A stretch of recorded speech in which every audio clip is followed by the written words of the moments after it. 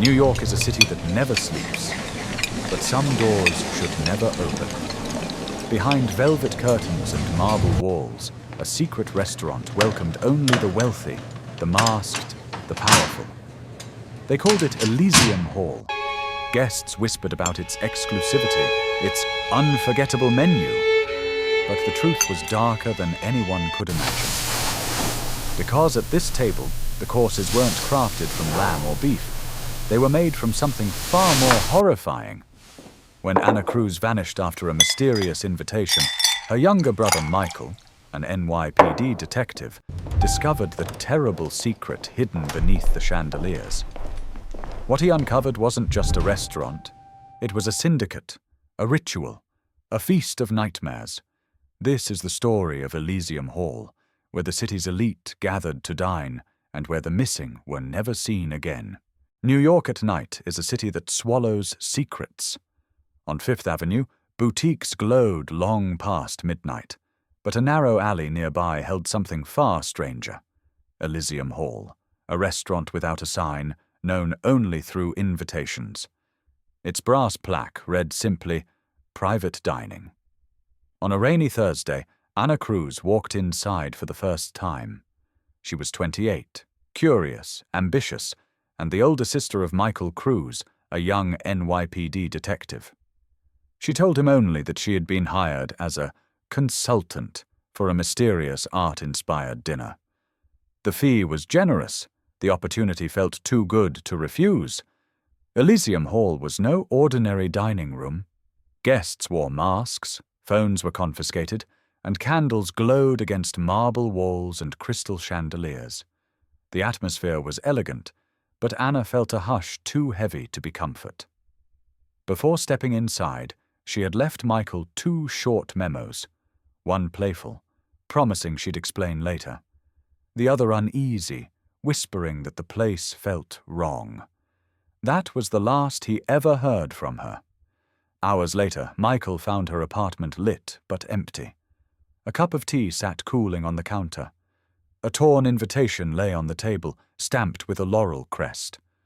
On the back, faint words. Chef's table, private tasting, 8 courses. No dish names, no explanation.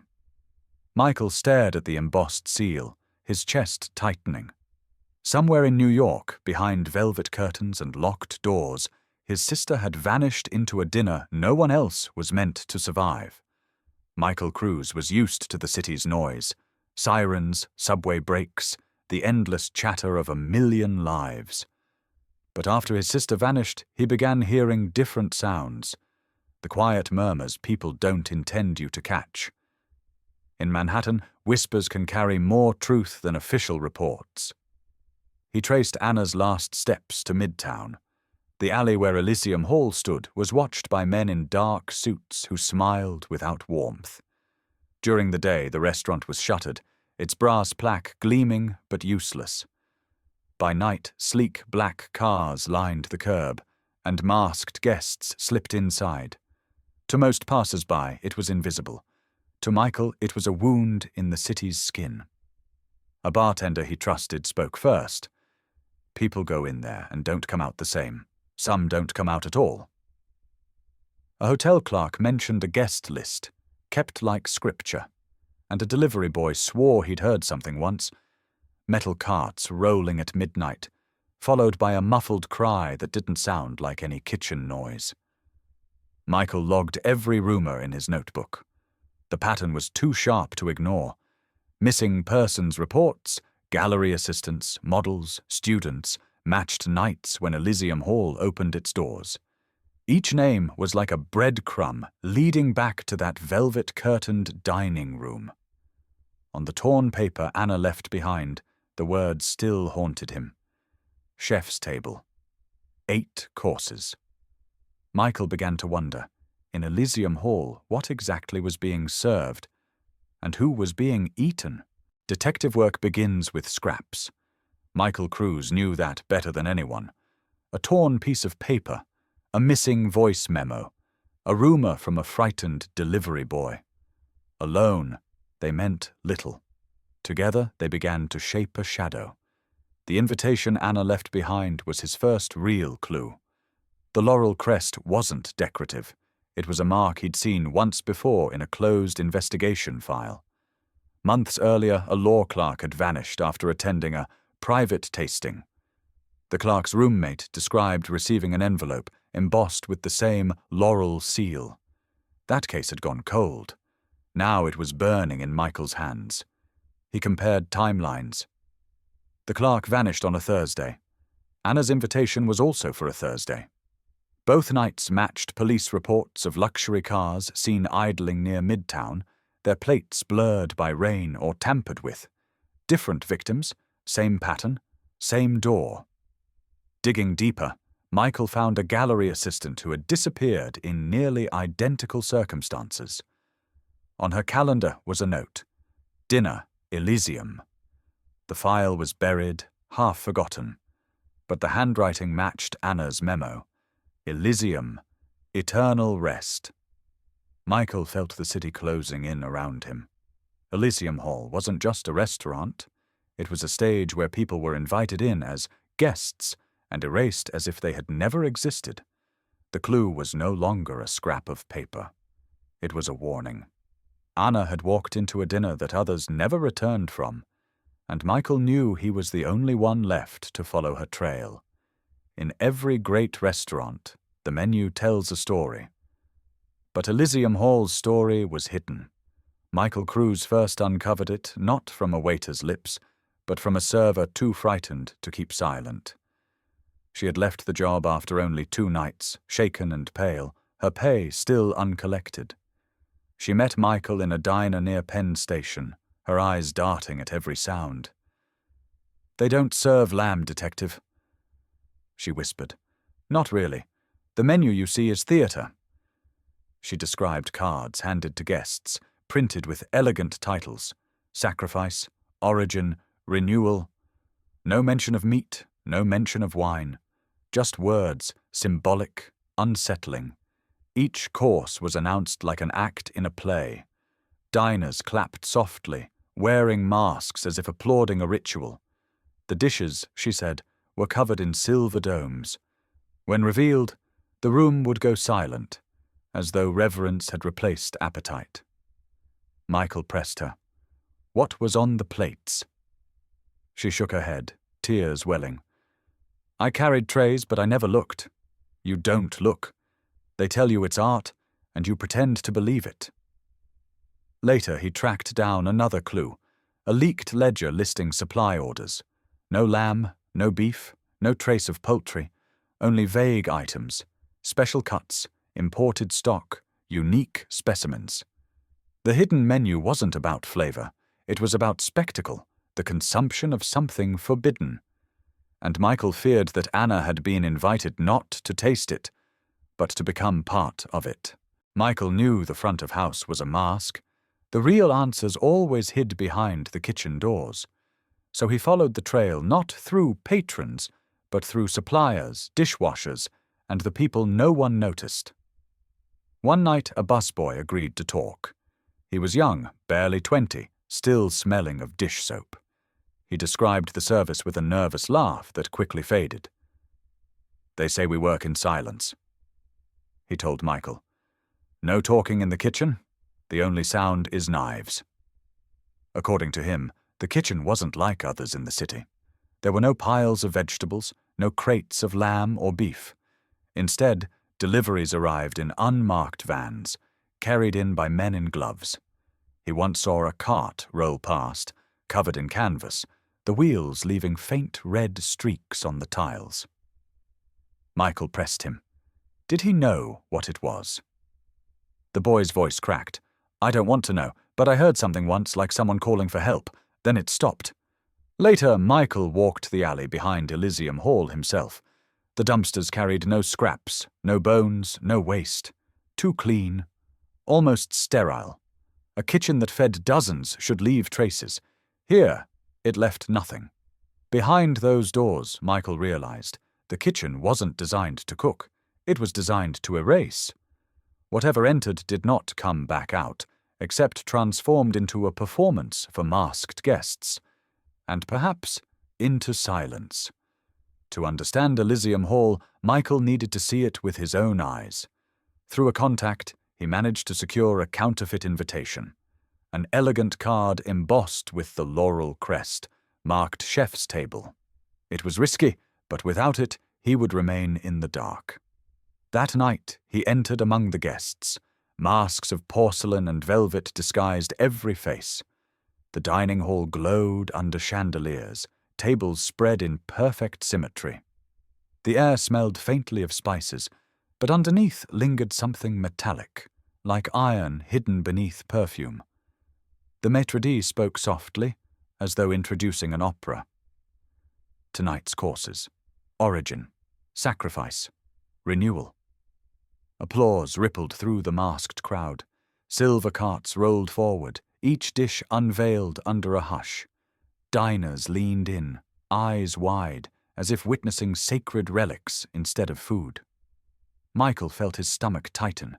He couldn't see exactly what was served: plating, garnish, and ritual-obscured details, but the silence was louder than any flavor. The guests didn't eat for nourishment, they ate for belonging, for the thrill of consuming what the world declared untouchable. One guest near him whispered through a gilded mask, "It tastes like nothing else.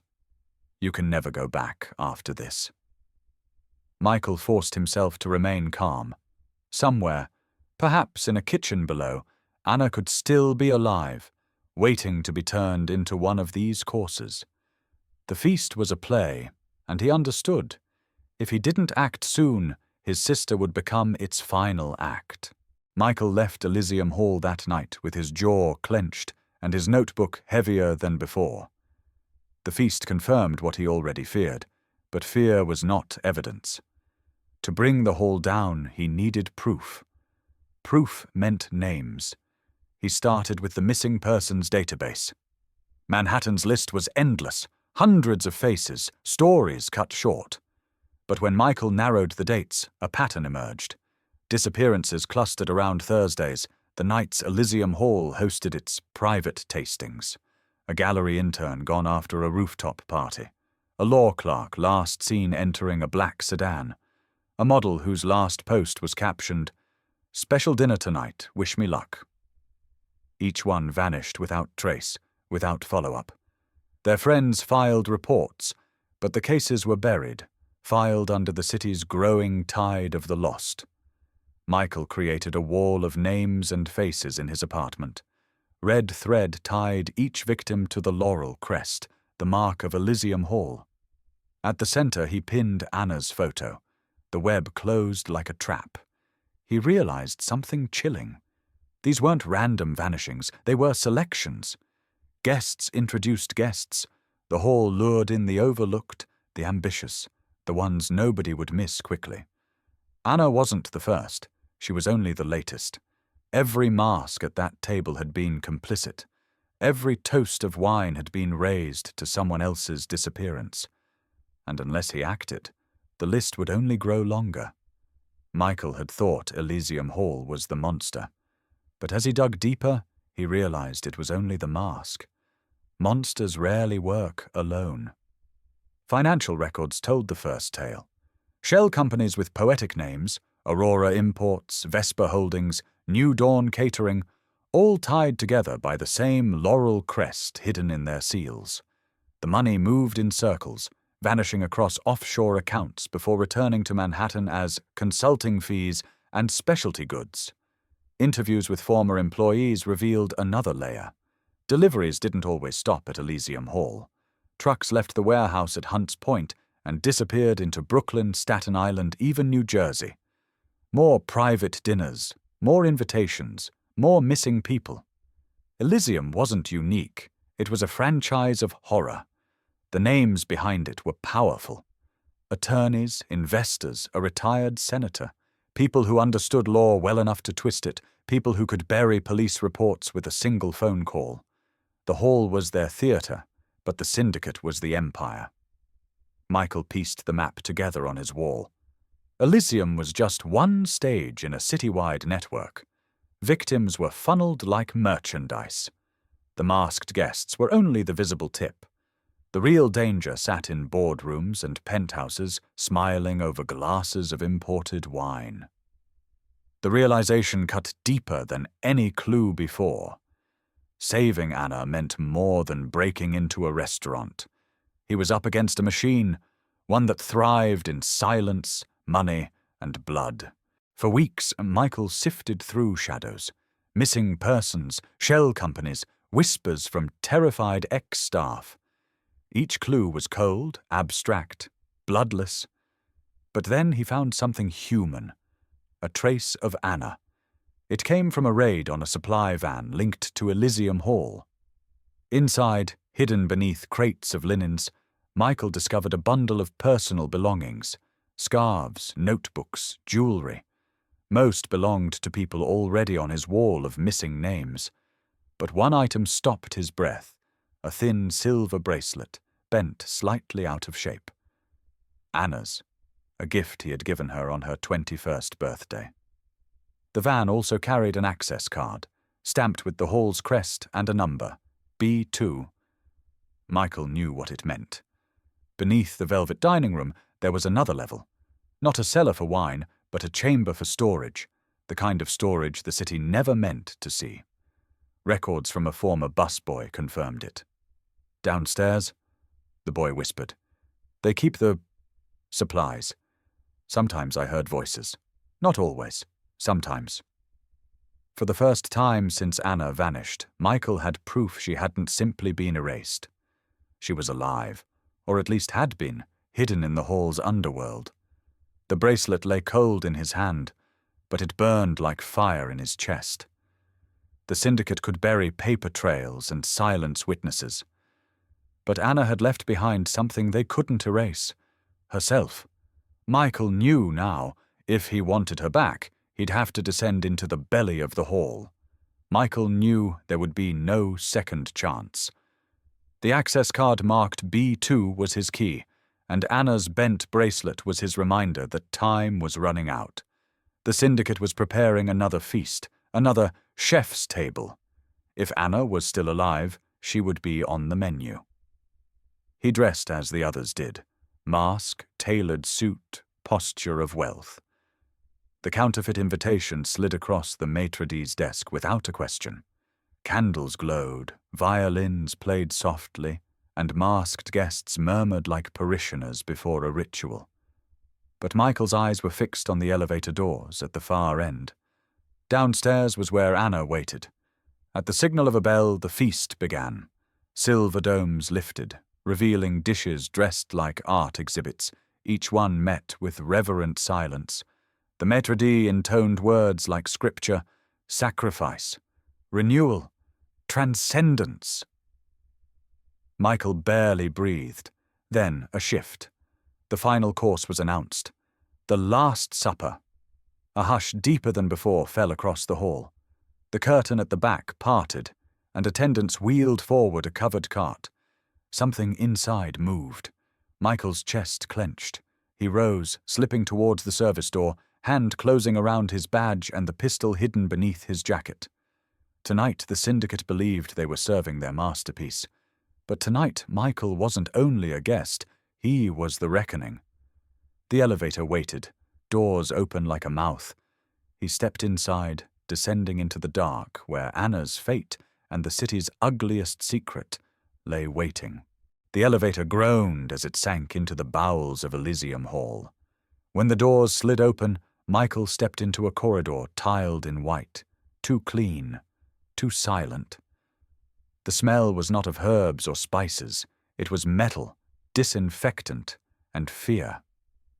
He followed the hum of machinery to the kitchen below. What he saw confirmed every nightmare. Stainless steel counters gleamed under fluorescent light. Freezers lined the walls, and in the center a massive iron table where masked chefs worked with the precision of surgeons. At the far end, cages, metal bars, shadows moving inside. Anna's voice, hoarse but alive, broke the silence. Michael. Rage steadied his hand as he drew his pistol. NYPD, step away! For a heartbeat, the chefs froze. Then the syndicate's enforcers burst forward, guns drawn. Chaos erupted. Pots crashed, bullets cracked against steel, flames from an overturned pan licked the ceiling. Michael ducked behind a counter, fired twice, dropped one man. Another rushed him with a cleaver. Michael slammed him back against the stove. He reached the cages, keys shaking in his grip. Anna stumbled into his arms, weak but breathing. Behind them, the last masked chef raised a blade. Michael fired once more. The echo rolled like thunder through the tiled room. The kitchen fell silent. The feast above would wait, but its hidden theater had been exposed. Blood on the tiles, smoke in the air, and Anna alive in his grasp. The syndicate's ritual had ended. The raid ended with sirens flooding Midtown, their wails echoing off stone facades as guests scattered into the night. Police stormed the dining hall, masks torn away, chandeliers shaking with the force of boots and shouts. The syndicate's empire cracked open, its perfect veneer stripped by evidence dragged up from the basement. Anna was taken to the hospital, frail but alive. In her silence lay the weight of what she had seen, what she had nearly become. She clutched Michael's hand with the same urgency she had used as a child crossing busy streets. She didn't need to say thank you. Survival was its own language. The city reacted with outrage, then disbelief, then weary forgetfulness. Headlines screamed for a week. Protesters filled sidewalks. But soon another scandal replaced it. The syndicate's leaders lawyered up, dragging trials into years. Justice in New York was always a slow meal, served cold. For Michael, the case closed with paperwork, photographs, and evidence bags. But the true ending came in quieter moments. The memory of chandeliers above cages, of menus written like scripture, of Anna's bracelet bent out of shape. He knew the hall was gone, but appetite like that never dies. It hides, it waits, it invents new names. As he walked past the alley one last time, the brass plaque had been ripped away, leaving only 4 screw holes in the stone. Yet Michael could still taste the metallic air of that kitchen, a flavor that never truly left the tongue.